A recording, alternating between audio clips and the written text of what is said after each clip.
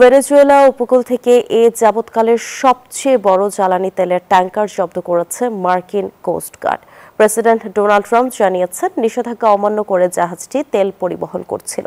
এদিকে Puerto Rico সেনা সমাবেশ ও ভেনেজুয়েলার আকাশসীমায় মার্কিন যুদ্ধবিমান প্রবেশ ঘিরে উত্তেজনা এখন চরমে। জব্দের ঘটনাকে আন্তর্জাতিক জলদস্যুতা ও সম্পদ চুরির সঙ্গে তুলনা করে কড়া প্রতিক্রিয়া জানিয়েছে কারাকাস। বুধবার ভেনেজুয়েলা উপকূলে নাটকীয় অভিযানে ইরান ও ভেনেজুয়েলার তেলবাহী বিশাল একটি ট্যাঙ্কার নিজেদের নিয়ন্ত্রণে নেয় যুক্তরাষ্ট্র।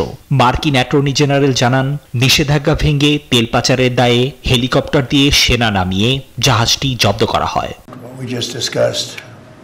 এদিন হোয়াইট হাউসে প্রেসিডেন্ট ডোনাল্ড ট্রাম্প সাংবাদিকদের ব্যাপারটি নিশ্চিত করেন। তিনি আরও জানান, ট্যাঙ্কারটিতে থাকা তেল যুক্তরাষ্ট্র রেখে দেবে। জব্দ করা ট্যাঙ্কারগুলোর মধ্যে এটি সবচেয়ে বড়। আরো কিছু ঘটনা ঘটছে যা আপনারা পরে দেখতে পাবেন। এগুলো নিয়ে আমরা পরবর্তীতে অন্যদের সঙ্গে কথা বলব।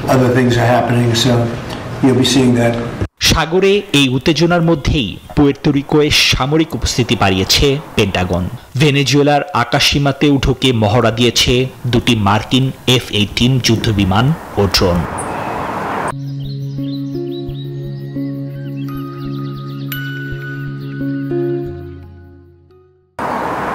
তবে পুরো ঘটনাকে আন্তর্জাতিক জলদস্যুতা আখ্যা দিয়েছে মাদুরো সরকার। তাদের দাবি, মাদক বিরোধী অভিযানের নামে মূলত তাদের জ্বালানি সম্পদ লুট করতেই ওয়াশিংটনের এই তোড়জোড়।